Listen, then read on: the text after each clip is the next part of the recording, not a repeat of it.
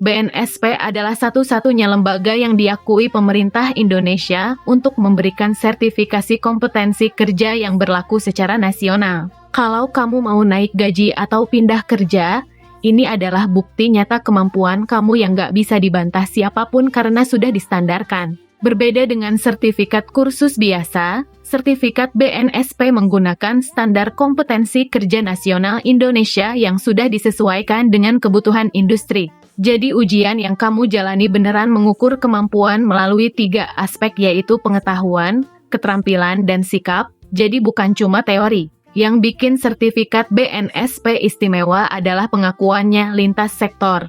Mau kerja di BUMN, swasta, atau bahkan ke luar negeri, sertifikat BNSP tetap dihormati karena standarnya mengikuti framework internasional. Sekarang banyak perusahaan yang mewajibkan karyawan punya sertifikat kompetensi untuk promosi jabatan.